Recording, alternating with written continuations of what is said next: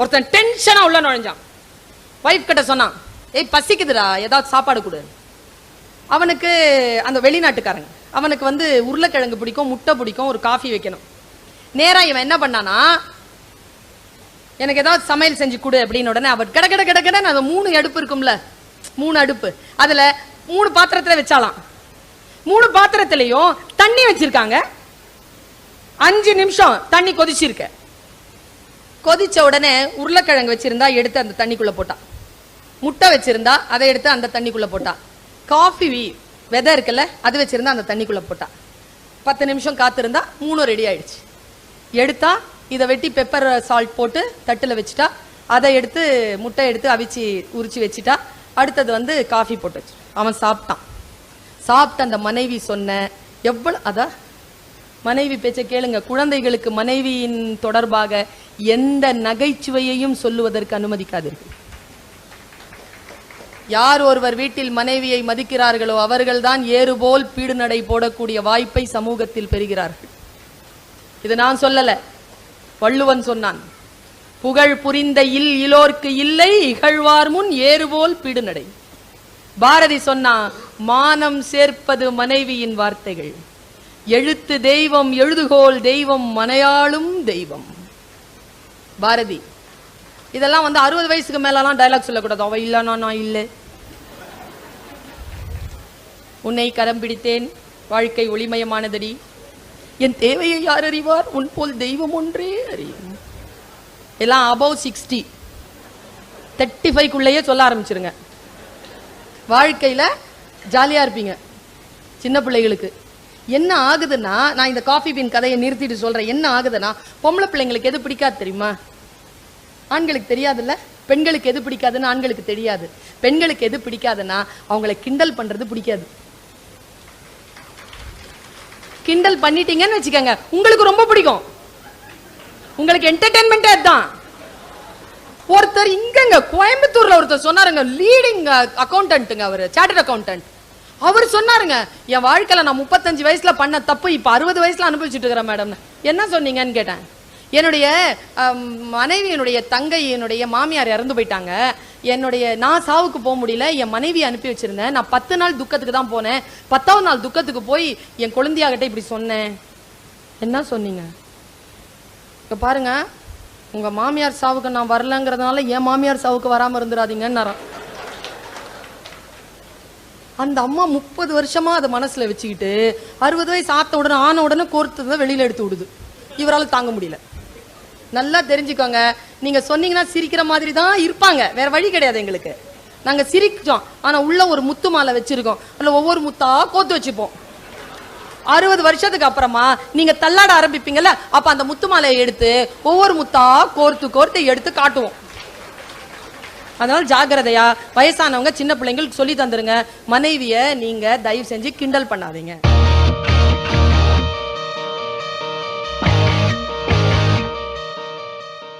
சமீபத்தில் நான் ஒரு புத்தகத்தை வாசிக்கிறேன்.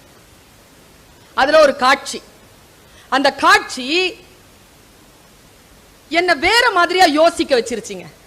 கடவுள் என்ற கான்செப்ட் இருக்குல்ல, நம்ம எல்லாருமே கடவுளை நேசிக்கிறோமா இல்லையா? கடவுளை நேசிக்கிறோம். கடவுள்னா நமக்கு ரொம்ப பிடிக்கும். கடவுளுக்கு எது பிடிக்கும் தெரியுமா? அது நமக்கு தெரியாதே. கடவுளுக்கு என்னங்க பிடிக்கும்? நான் சொல்றேன் பாருங்க என்ன பிடிக்கும்னு. கடவுளுக்கு எதை பிடிக்கும்? கடவுளுக்கு என்னத்தை பிடிக்கும்?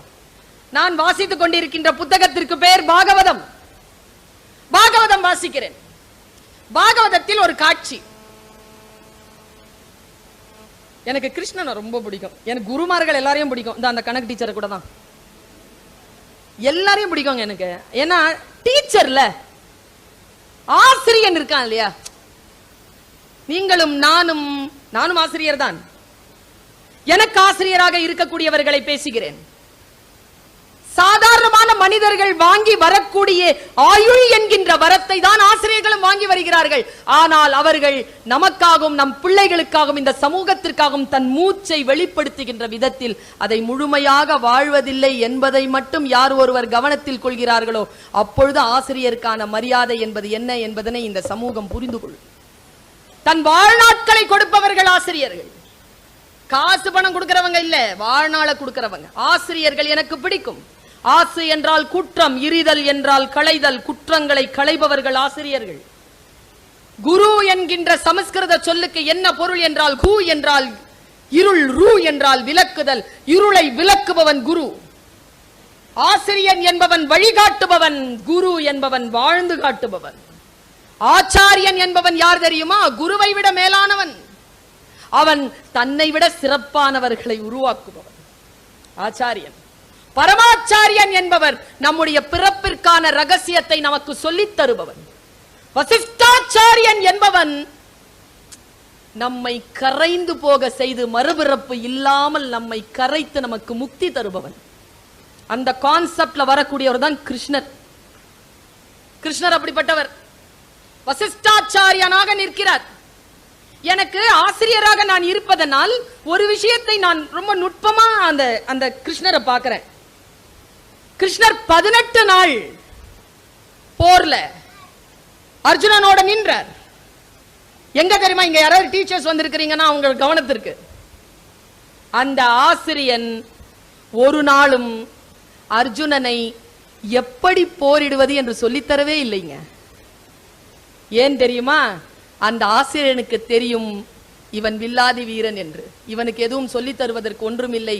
இவன் அந்த துறையில் எல்லாவற்றையும் கற்றிருக்கிறான் என்பதனை தெரிந்து வைத்திருந்தான் அந்த குரு. எதை சொல்லித் தந்தான் தெரியுமா? எப்படி போர் செய்வது என்று சொல்லித் தருபவன் அல்ல, ஏன் போர் செய்ய வேண்டும் என்றுதான் சொல்லித் தந்தான்.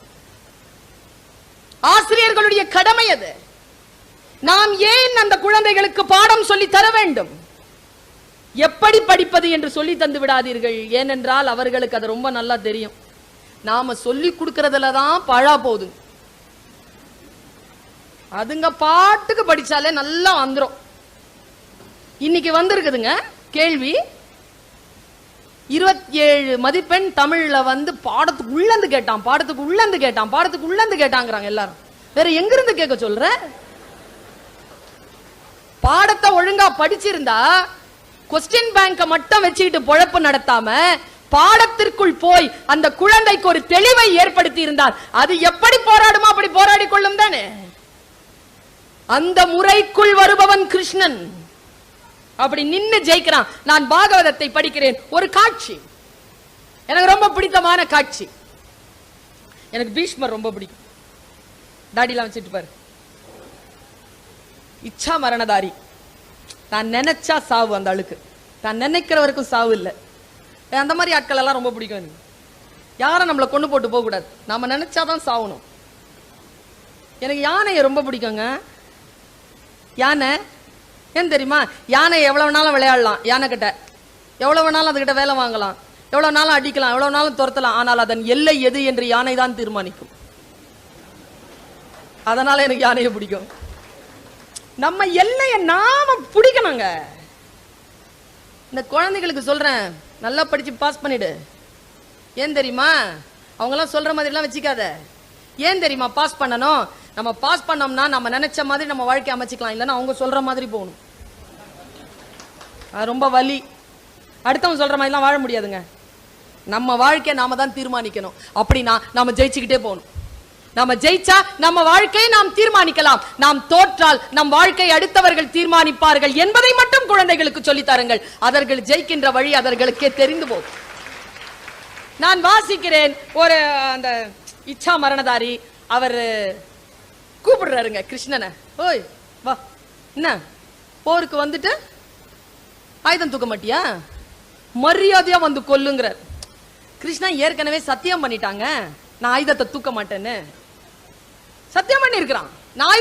அவர் சொல்றாரு, நீ ஆயுதம் தூக்கல, என்னோட நீ போரிடல, இன்றைய இரவு நான் அக்னி பிரவேசம் செய்து செத்து போவேன்.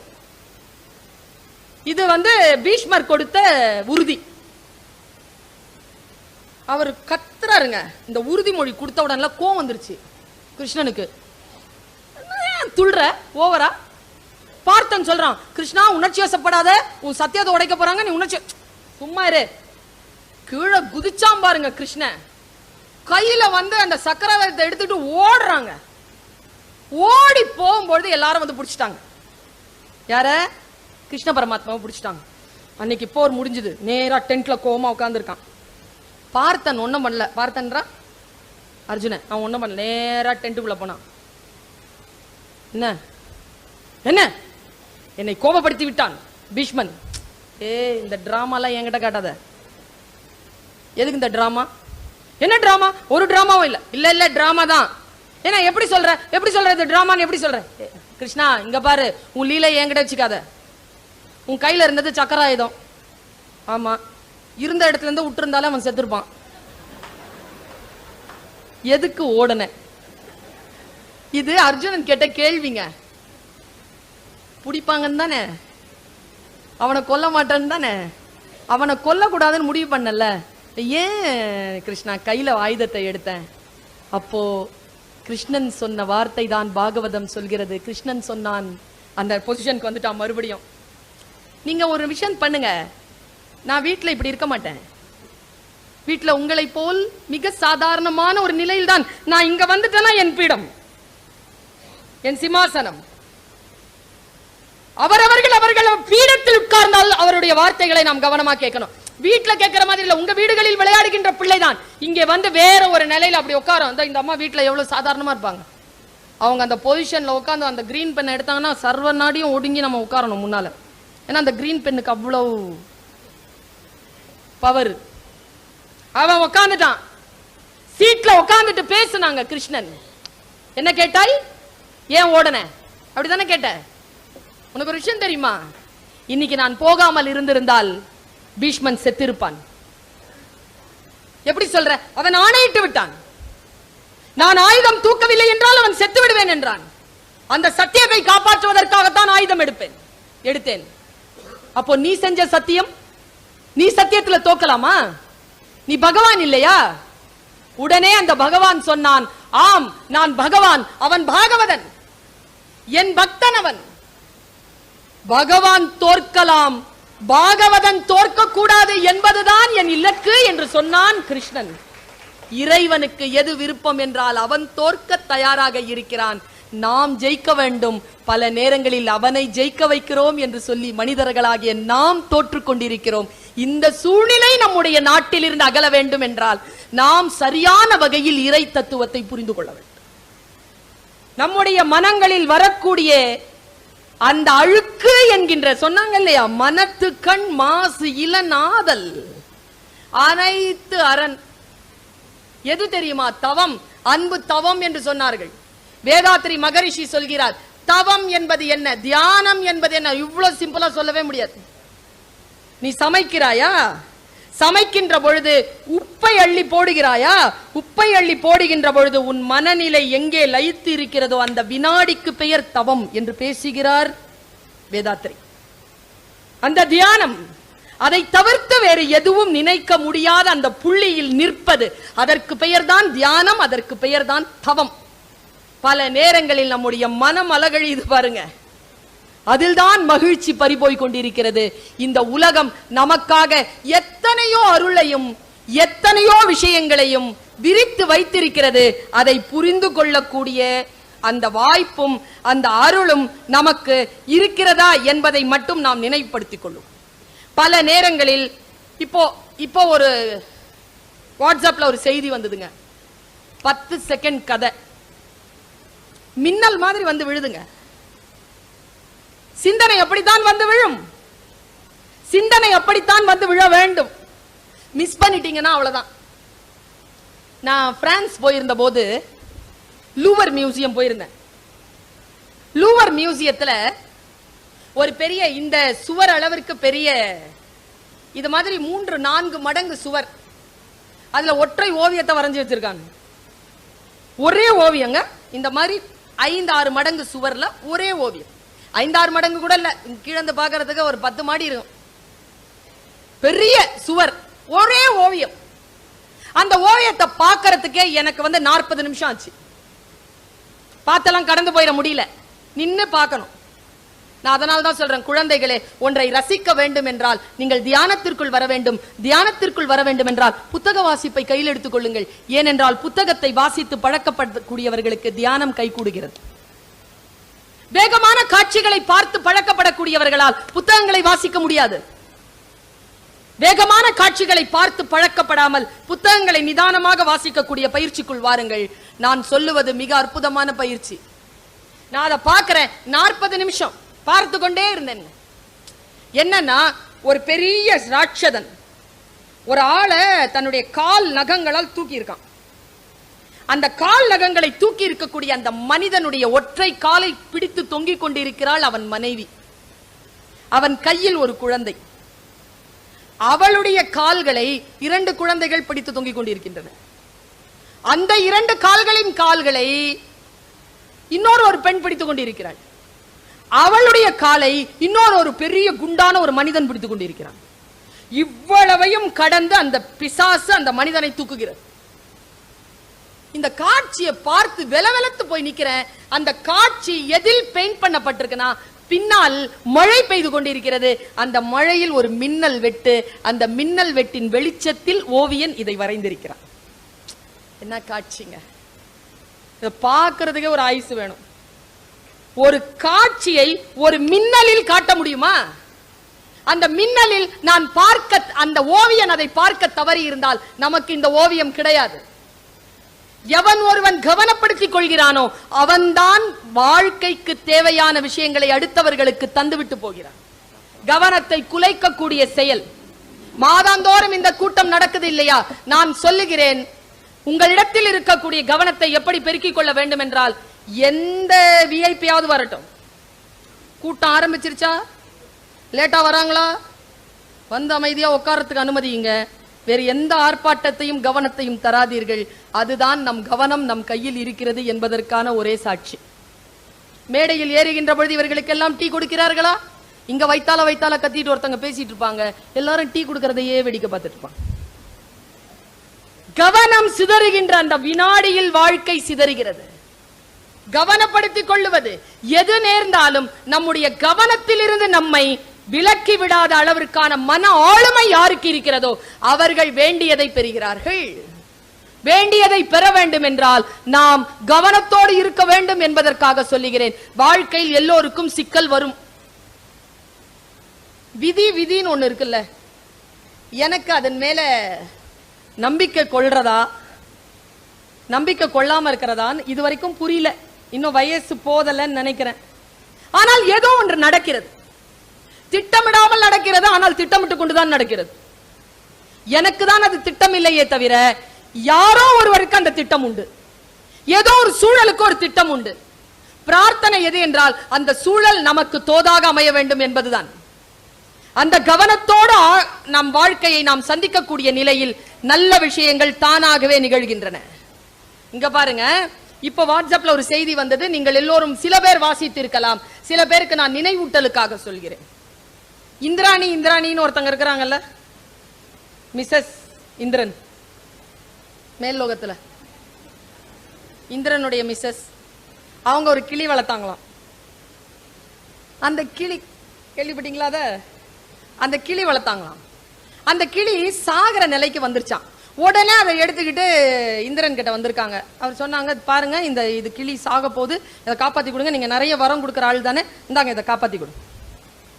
இந்திரன் சொன்னாராம், சாக கிடக்கிறதெல்லாம் நம்ம காப்பாற்ற முடியாது, பிறப்பு கொடுக்கறவன் பிரம்மா, நான் போய் பிரம்மாவை பார்த்துட்டு வரேன்ட்டு, கிளி நீ பத்திரமா பார்த்துக்கோ, நான் போய் ஓடி வந்துறேன்ட்டு பிரம்மாட்ட போயிருக்கிறார். பிரம்மா என்ன சொன்னாராம், பிறப்பு கொடுக்கறதுதான் என் வேலை, இது சாக போகுது, இதை காப்பாத்தணும், விஷ்ணு கிட்ட போகணும்.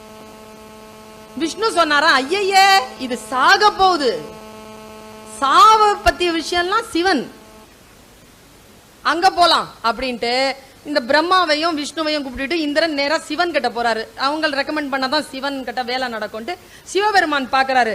ஐயோ அழிக்கிறது தானே என் வேலை, ஆனா சாவெல்லாம் நான் திட்டமிட முடியாது, அது என் டிபார்ட்மெண்ட் வேறையாச்சே, யமதர்மன் ராஜா கிட்ட அதை கொடுத்துட்டேனே, அவர் தானே அதை பாக்குறாரு.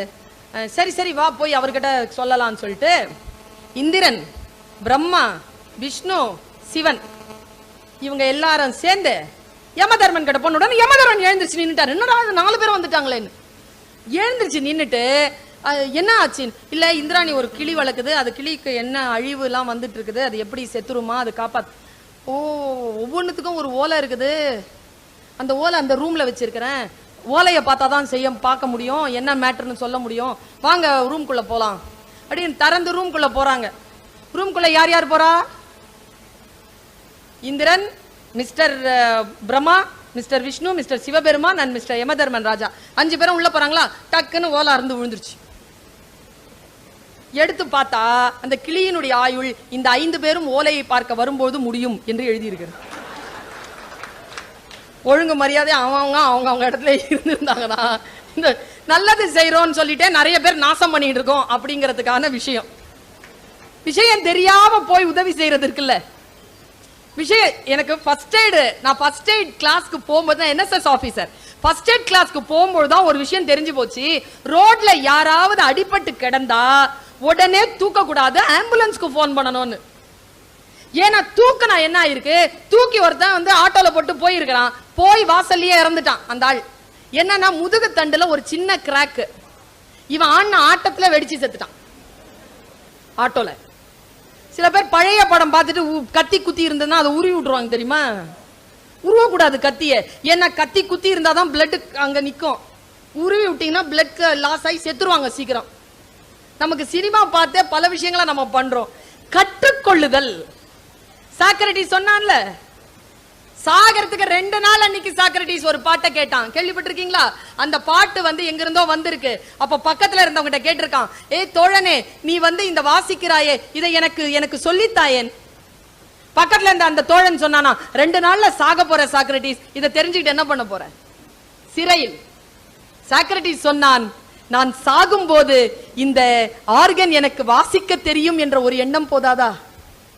சாகும் போது கூட ஏதேனும் கற்றுக்கொள்ள வேண்டும் என்று நினைத்தான் சாக்ரட்டிஸ். அதுதான் இந்த உலகத்தை அவன் பல கேள்விகளால் துளைத்ததற்கு காரணம். சாக்ரட்டிஸுடைய தத்துவமே வேற எதுவுமே கிடையாது. ஏன் இப்படி இருக்கிறது, ஏன் இப்படி இருக்கக்கூடாது, இவ்வளவுதான் சாக்ரட்டிஸ். சாக்ரட்டிஸ்க்கு எந்த தத்துவமும் கிடையாது. இந்த क्वेश्चन தான் சாக்ரட்டிஸ். விழிப்புணர்வோடு இருத்தல், ஒரு விஷயத்தை ஆழமாக தெரிந்து கொள்ளக்கூடிய சூழலை உருவாக்குதல். பாருங்க, நான் இப்ப சமீபத்தில் என்னுடைய பையன், அவன் வந்து எனக்கு சில விஷயங்களை ஜாலியா பேசுவான் போன்ல. சின்ன பையன், 18 வயசு. அவன் மைண்ட் படிக்கே ஒரு விஷயம் என்கிட்ட சொன்னாங்க. எனக்கு இந்த வயதில் சில விஷயங்கள் கற்றுக்கொண்டேன். குழந்தைகள் தான் பேசுகிறார்கள், ஆனால் அந்த குழந்தைகள் பேசுகின்ற பொழுது பெரிய பெரிய விஷயங்களை நமக்கு விட்டு செல்கிறார்கள். பெரிய பெரிய விஷயங்கள். அவன் சொன்னான் பாருங்க, ரொம்ப பிரச்சனையா இருக்குடா அப்படின்னு. நீ ஒருத்தன் இப்படிதான் பிரச்சனைன்னு நுழைஞ்சானா, நடா எனக்கே கதை சொல்றியடா. 2 மினிட்ஸா, 2 மினிட்ஸ்ல முடிச்சிடறேன், 2 மினிட்ஸ்ல முடிச்சிடறேன். சரி சொல்லு, நீ பேசுற உலகமே கேக்குதுல்ல, நான் பேசுற 2 நிமிஷம் கேள அப்படின்னா. சரி சொல்லு. ஒருத்தன் டென்ஷனா உள்ள நுழைஞ்சான். வைஃப் கிட்ட சொன்னான், ஏய் பசிக்குதுடா, ஏதாவது சாப்பாடு கொடு. அவனுக்கு அந்த வெளிநாட்டுக்காரங்க, அவனுக்கு வந்து உருளைக்கிழங்கு பிடிக்கும், முட்டை பிடிக்கும், ஒரு காஃபி வைக்கணும். நேரா இவன் என்ன பண்ணானா, எனக்கு ஏதாவது சமையல் செஞ்சு கொடு அப்படின்னு உடனே அவன் கட கட கட கடன்னு அது 3 அடுப்பு இருக்கும்ல, 3 அடுப்பு, அதுல 3 பாத்திரத்துல வச்சாலாம். 3 பாத்திரத்திலையும் தண்ணி வச்சிருக்காங்க. 5 நிமிஷம் தண்ணி கொதிச்சிருக்க. கொதிச்ச உடனே உருளைக்கிழங்கு வச்சிருந்தா எடுத்து அந்த தண்ணிக்குள்ள போட்டா, முட்டை வச்சிருந்தா அதை எடுத்து அந்த தண்ணிக்குள்ள போட்டா, காஃபி விதை இருக்குல்ல அது வச்சிருந்தா அந்த தண்ணிக்குள்ள போட்டா.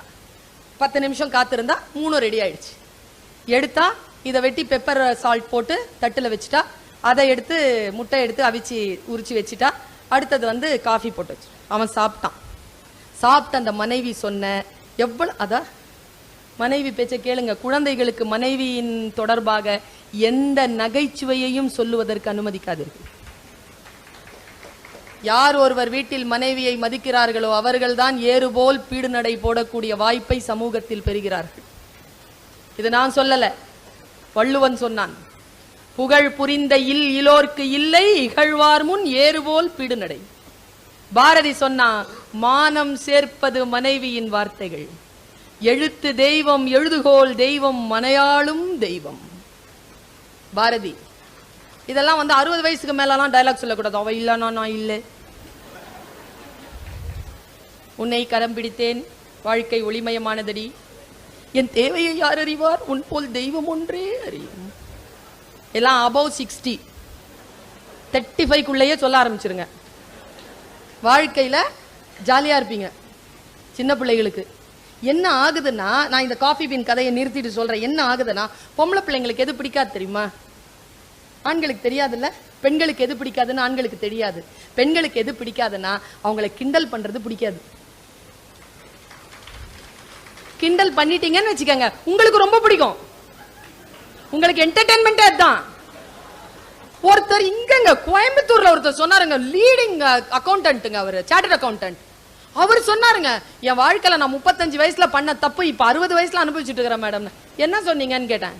என்னுடைய மனைவி, என்னுடைய தங்கை, என்னுடைய மாமியார் இறந்து போயிட்டாங்க. நான் சாவுக்கு போக முடியல, என் மனைவி அனுப்பி வச்சிருந்தேன். நான் 10 நாள் துக்கத்துக்கு தான் போனேன். 10வது நாள் துக்கத்துக்கு போய் என் குழந்தையாகிட்ட இப்படி சொன்னேன். என்ன சொன்னீங்க? இப்ப பாருங்க, உங்க மாமியார் சாவுக்கு நான் வரலங்கிறதுனால என் மாமியார் சாவுக்கு வராம இருந்துடாதீங்கன்னு.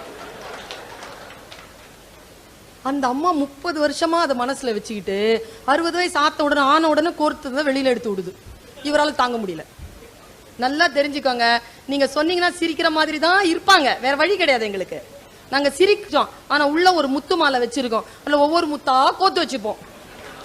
60 வருஷத்துக்கு அப்புறமா நீங்க தள்ளாட ஆரம்பிப்பீங்கல்ல, அப்ப அந்த முத்து மாலையை எடுத்து ஒவ்வொரு முத்தா கோர்த்து எடுத்து காட்டுவோம். அதனால ஜாக்கிரதையா வயசானவங்க சின்ன பிள்ளைங்களுக்கு சொல்லி தந்துருங்க, மனைவிய நீங்க தயவு செஞ்சு கிண்டல் பண்ணாதீங்க. அதே மாதிரி பெண்களை அச்சுறுத்தாதீர்கள். பெண்களை அச்சுறுத்தினால் என்ன நடக்கும்? அப்பொழுது நீங்கள் செய்வதை சொல்வதை அவர்கள் கேட்டுக்கொள்வார்கள். ஆனால் அதற்கு பிறகு நீங்கள் விரும்பாததை எல்லாம் செய்வார்கள். சரியா? இப்போ ஒரு வாட்ஸ்அப்ல ஒரு மெசேஜ் படிச்சேன். யானை இல்ல, யானைக்கு வெறி வந்துச்சுன்னா ஃபர்ஸ்ட் டார்கெட்டே பாகன்தான். ஃபர்ஸ்ட் டார்கெட்டே அவன் தான். அவனை பார்த்துருச்சுன்னு வச்சுக்கோங்க, வெறியில துவம்சம் பண்ணிடும். மனைவிக்கும் அதே நிலை, பார்த்துக்கிடுங்க. இந்த விஷயத்துல நான் இப்படி போறேன், அவன் அந்த மனைவி சொன்னா, டென்ஷன் ஆனதானே வந்த பிரச்சனை தானே உனக்கு? ஆமா, பிரச்சனை ரொம்ப ஹை. இந்த ஆண்கள் ஒரு வேலை செய்யறாங்க. என்ன செல்வின் சார் யோசிக்கிறீங்களா? நாம எங்கெங்கெல்லாம் மணி கோக்க விட்டுருக்கோம்னு யோசிக்கிறாரு. இந்த ஆண்கள் என்ன பண்றாங்கன்னா, ஆண்கள் இடத்துல ஒரே ஒரு வேண்டுகோள், இந்த மாமன்றத்தில் நான் வைக்கிறேன் ஒரே வேண்டுகோள், தயவு செய்து பெண்களிடத்தில் பேசுங்கள். வீட்டில் பேசுறதே இல்லை. மேடம் நான் பேசினா உனக்கு புரியுமா மேடம்? அதெல்லாம் புரியுமோ புரியலையோ பேசியா. நாளை காலையில 8 மணிக்கு கான்ஃபரன்ஸ் போனோம். சரிங்க, 3 நாள் போறல, என்ன ஆச்சுங்க? எப்படிங்க இருந்துச்சு கான்ஃபரன்ஸ்? எல்லாம் நல்லா தான் இருந்துச்சு. அவ்வளவுதானா? இங்க வந்திருக்கிறீங்கல்ல, வீட்டுல என்ன நடந்ததுன்னு கேட்டா 6 மணில இருந்து சொல்லணும். 2.5 மணி நேரம் என்ன நடந்ததுன்றத படம் போல சொல்லணும். எங்க கிட்ட கேட்டு பாருங்களேன். எங்களை ஊருக்கு அனுப்புங்க. நாங்க ஆட்டோ பிடிச்சதுல இருந்து, பஸ் ஏறினதுல இருந்து இறங்கி அங்க என்னென்ன நடந்ததுன்னு எல்லாம் சொல்றோமா இல்லையா? ஒன்று இரண்டே விஷயங்கள். ஆண்கள் பெண்களிடத்தில் பேச வேண்டும், பெண்கள் பேசுவதை கேட்க வேண்டும். இந்த 2 தான் நீங்கள் செய்து கொள்ள வேண்டியது. அந்த மனிதன் என்ன செய்தான்? அந்த மனிதன் மிகப்பெரிய கலவரத்தில் இருந்தால், அந்த மனைவி சொன்ன இந்த கான்செப்ட் இருக்குல்ல, சாப்பாடு வச்சால, அந்த கான்செப்ட் என்ன சொன்னா பாருங்க. உங்க வாழ்க்கை கொதிநிலையில இருக்குல்ல, அதே கொதிநிலையில் தான் இந்த தண்ணீர் இருந்தது. இங்க ஒரு கப்பு, இந்த ஒரு கப்பு, இந்த ஒரு கப்பு, 3 கப்புலயும் தண்ணி கொதிநிலையில் இருந்தது. நான் என்ன பண்ணேன்? ஒரு உருளைக்கிழங்கை எடுத்து போட்டேன். உருளைக்கிழங்கு உறுதியா இருந்தது. அந்த கொதிநிலை அதை மிருதுவாக்கி விட்டது. ஏற்கனவே விட்டா உடைஞ்சிரோங்கிற முட்டை உள்ள போட்ட உடனே இறுகி போயிடுச்சு. ஆனா இந்த காஃபி விதை என்ன பண்ணுச்சு? உள்ள அந்த கொதிநிலையில் போட்டவுடன் தன் உடலில் இருக்கக்கூடிய ஒரு வாசனை தன்மையை, ஒரு சுவையை அந்த தண்ணீரில் கலக்க விட்டது. இப்பொழுது அந்த தண்ணீர் இருக்குல்ல, அதான் பிரச்சனை. அந்த பிரச்சனையால் நீங்கள் உருளைக்கிழங்கு போல் மிருதுவாக போகிறீர்களா, அல்லது முட்டையை போல் இறுகி போக போகிறீர்களா, அல்லது அந்த பிரச்சனையினுடைய தன்மையை உங்களுடைய இயல்புகளால் மாற்ற போகிறீர்களா? இதுதான் உங்கள் வாழ்க்கையில் நீங்கள் எதிர்கொள்ள வேண்டிய 3 நிலை என்று அவள் சொன்னாள். இதுக்கு காஃபி பீன் பிலாசபின்னு பேரு. நீங்க யூடியூப்ல போட்டு பாருங்க, காஃபி பீன் பிலாசபின்னு வரும். இன்னொரு பிலாசபி படிச்சேன் நானு. ஆச்சரியமா போச்சு அதை படிச்சு. அதை அப்படியே கடத்திடுறேன். எனக்கு இன்னும் ஒரு 3 நிமிடங்கள் உண்டு. 3 நிமிடங்களில் நான் என்னுடைய விஷயங்களை உங்களிடத்தில் கடத்தி விட்டு போகிறேன். இவ்வளவு ரிலாக்ஸ் எல்லாம் நான் பேசினதே இல்லைங்க. பயங்கர ரிலாக்ஸா பேசிட்டு இருக்கிறேன். இங்க பாருங்க, நம்முடைய வாழ்க்கையில் நாம் சந்திக்கக்கூடிய சிக்கல்கள் நமக்கு முன்னால் வந்து விழும். அதை நாம் எப்படி எதிர்கொள்கிறோம் என்பதில் தான் நம்முடைய வாழ்க்கையின் வெற்றி தோல்வியும் இருக்கிறதே தவிர பிரச்சனைகள் நம் வெற்றி தோல்வியை தீர்மானிப்பதில்லை. என்னுடைய ஆசானாக நான் கருதக்கூடிய சுகி சிவம் அவர்கள் ஒரு கருத்தை என்கிட்ட சொன்னார். நீங்க எல்லாரும் கேள்விப்பட்டிருப்பீங்க, அவருடைய பேச்சையும் நீங்கள் கேட்டு இருப்பீர்கள். அவர் பேசுற பேச்சுல ஒரு ஒரு ஒரு பேச்சுல நான் அவருடைய பேச்சை நான் கேட்கிறேன். அவர் சொல்றார், பருந்து பத்தி ஒரு மேட்டர் சொல்லிட்டு இருந்தார். நான் அப்புறமா அது போய் கூகுள்ல போய் அதை விசாரிச்சேன். அது கூகுள்ல போய் விசாரிச்சேன்னா அது உண்மைன்னு தெரிஞ்சுதுங்க. ஒரு பறவை இருக்குல்ல, பருந்து, அதுக்கு 180 வருஷமாங்க ஆயுள். ஆனா அது சாதாரணமா 80 வருஷம் வாழ்ந்துருமா. 81வது வயசுல செத்துருமாங்க. எப்படி சாவும்னா, சாவு வந்து சாவாது, அந்த அலகு இருக்குல்ல அது உடைஞ்சி இறக்கப முடியாம, கால்ல இருக்கக்கூடிய நகங்கள் உடைஞ்சி இறக்கப முடியாம பசியில செத்து போகுமா. சில பருந்து என்ன பண்ணுமா, இந்த சூழ்நிலைக்கு தான் வந்த உடனே மேலே ஏறி ஒரு குகையில போய் உட்காந்துக்குமா. உட்கார்ந்துட்டு தான் பலவீனமாக இருக்கக்கூடிய அந்த நகங்கள் இருக்குல்ல அத பிச்சு போட்டுருமாங்க. பலவீனத்தை பிச்சு போட்டுருமா. போட்டுட்டு தன்னுடைய இறகுகள் இருக்குல்ல, அது சிதலம் அடைஞ்ச இறகுகள் எல்லாம் பிச்சு போட்டுருமா. போட்டுட்டு அந்த அலகு இருக்குல்ல அதை அடிச்சு ஒடிச்சிருமா. ஒடிச்சிட்டு உட்கார்ந்து இருக்குமாங்க. சில காலம் பல காலம் ஆகுமா. ஆக ஆக இயற்கை அந்த காத்திருப்புக்கு புதிய இறகுகளையும் புதிய நகங்களையும் புதிய அலகுகளையும் அதற்கு தருமாம். புதிய அலகுகளை பெற்ற, புதிய சிறகுகளை பெற்ற, புதிய நகங்களை பெற்ற பருந்து மீண்டும் 80 ஆண்டுகள் வாழும் என்று அவர் சொன்னார். பலவீனங்களை ஜெயிக்கிறதுனா என்னங்க? என்ன பலவீனங்களை ஜெயிக்கிறதுனா, இதோ குழந்தைகளை வைத்திருக்கிறீர்கள். நானும் நீங்களும் வாழ்ந்த வாழ்க்கையை இந்த குழந்தைகளுக்கு நீங்கள் தருகிறீர்கள். என்ன வசதி, என்ன வசதி செஞ்சு கொடுத்துட்டு இருக்கிறீங்க. நம்ம அம்மா கிட்ட எனக்கு என் அம்மா கிட்ட டிவி பார்க்க போறதுக்குன்னு சொல்லிட்டு நான் 3 நாள் வேலை செய்வேங்க வீட்டுல. ஞாயிற்றுக்கிழமை அன்னைக்கு ஒரு என்னங்க நமக்கு என்டர்டெயின்மெண்ட் நம்ம காலத்துல. வியாழக்கிழமை ஆச்சுன்னா என்னது அது, தாய் நிலம் தந்த வரம் தாவரம் வயலும் வாழும். புதன்கிழமை அன்னைக்கு ஒரு சித்தஹாரு, அப்புறமா ஒளியும் ஒளியும், அப்புறம் ஒரு பாடாவதியான ஒரு ஹிந்தி படம், அப்புறமா ஒரு தமிழ் படம். இவ்வளவுதாங்க நமக்கு என்டர்டெயின்மெண்ட். இன்றைய குழந்தைகளுக்கு எவ்வளவு என்டர்டெயின்மெண்ட் இருக்கு, எவ்வளவு விஷயங்களை கொடுக்குறீங்க. ஒரு மிக நுட்பமான ஒரு விஷயத்தை அப்படி கடத்திட்டு போயிடுறேன். வாழ்க்கையில நம்ம எல்லாரும் சந்தோஷமா இருக்கணும் தானே, அமைதியாவும் ஆழமாவும் மகிழ்ச்சியா இருக்கணும் தானே. எனக்குலாம் யோசிச்சு பாக்குறேங்க, சின்ன வயசுல 7ஆம் கிளாஸ்ல பிரஷ் கொடுத்தாங்க எனக்கு பல் தீட்டுறதுக்கு எங்க அம்மா. அது வரைக்கும் கறி தான், கறி இந்த மரத்தூள் உப்பு எல்லாம் கலந்து பொடி பண்ணி வச்சிருப்பாங்க. அதுதான் கையில தான் தேய்ப்போம். பல்லெல்லாம் நல்லா தான் இருந்துச்சு. இப்ப பாத்ரூம்குள்ள வந்து கேட்கிறா ஒரு பொம்பளை, உங்கள் பேஸ்டில் உப்பு இருக்கிறதா? என் பாத்ரூம்குள்ள முதல்ல நீ எப்படி வந்த, முதல்ல அதை சொல்லு. உன்னை யார் பர்மிஷன் கொடுத்தது உள்ள வரது? சால்கோல் இருக்கிறதா? அதை தானே சாப்பிட்டுட்டு இருந்தோம், அதை தானே பண்ணிட்டு இருந்தோம். இன்னைக்கு வந்து நீ கெமிக்கல்லாம் கொடுத்துட்டு அதுக்குள்ள உப்பை சேர்க்கிறியா நீ? நம்முடைய வாழ்வியல் நம்ம விட்டு போயிட்டு இருக்குங்க. இந்த பிரஷ நான் யோசிச்சு பாக்குறேன், 7ஆம் கிளாஸ்ல தலகணை கிட்ட வச்சு தூங்கி இருக்கேங்க நான். எப்படா விடியும் பிரஷ் பண்ணி தீத்துறது, இன்னைக்கு பாத்துறது. பிரஷ்னா எப்படி இருக்கும் எனக்கு தெரியலங்க, நைட்ல கூட தேய்க்கலான்னு. காலை வரையும் காத்திருந்த அந்த வெகுளித்தன்மை இருக்கு இல்லையா, அது இருக்கா இந்த பிள்ளைங்கிட்ட இன்னைக்கு. சோ வாட், சோ வாட் இப்படி கேக்குதுங்க. எல்லா குழந்தைகளும் கேட்கிறார்கள். நீங்க எதையாவது சொல்லி அதுங்களை சந்தோஷப்படுத்துறீங்க பாப்போம். ஹோட்டலுக்கு கூட்டிட்டு போய் வீட்டுக்குள்ள நுழையும் போது அப்புறம் அப்படிங்குது, முடிஞ்சு போச்சுங்கிறத அதை ஒத்துக்கல.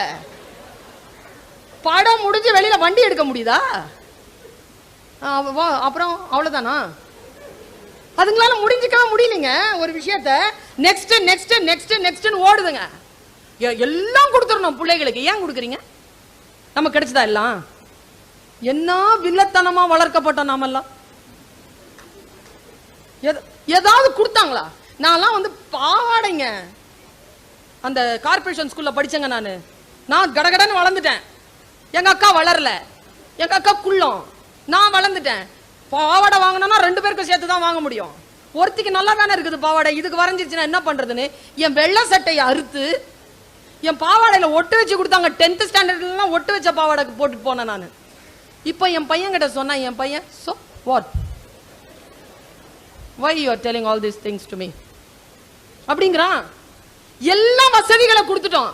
சொல்லவா, நாம எல்லாம் குழந்தைகளுக்கு கொடுப்பது. இன்றைக்கு சொல்லுகிறேன் பெற்றோர்களே, நான் என் நிலையில் செய்து கொண்டிருக்கிறேன், நீங்களும் உங்கள் நிலையில் செய்யுங்கள். நாம் எல்லோரும் நம் குழந்தைகளுக்கு விட்டமின் எம் கொடுத்து கொண்டிருக்கிறோம். நான் ஒன்னும் அவங்கள மாதிரி டாக்டர் கிடையாது. நானும் டாக்டர் தான், ஆனா லிட்டரரி டாக்டர். என்னுடைய மருந்து லிட்டரரி மருந்தா இருக்கும், ஒன்னும் மெடிசனா இருக்காது, ஆனா லிட்டரரி மெடிசன்.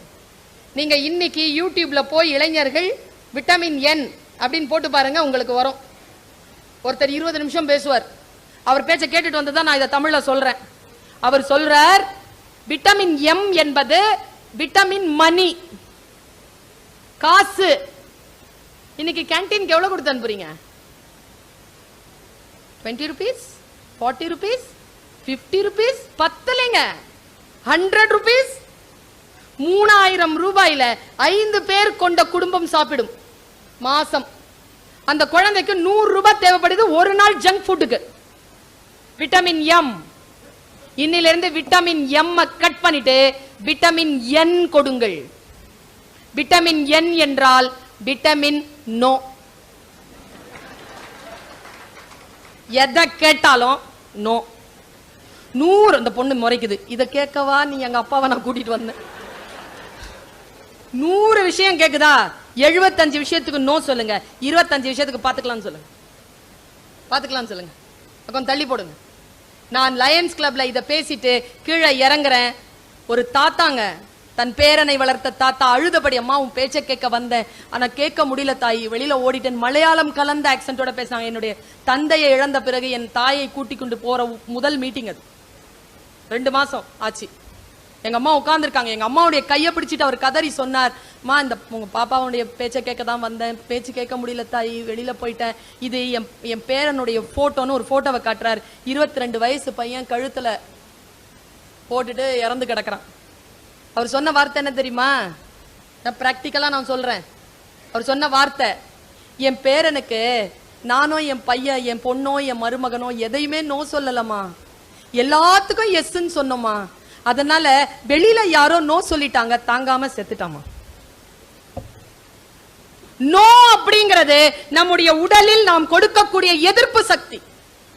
அந்த எதிர்ப்பு சக்தியோடு குழந்தைகளை வளருங்கள். அது உலகத்தில் இருக்கக்கூடிய அனைத்து போராட்டங்களையும் சந்தித்து நமக்கு முன்னால் ஒரு வீராங்கனையாகவோ வீரனாக வந்து நிற்கும்.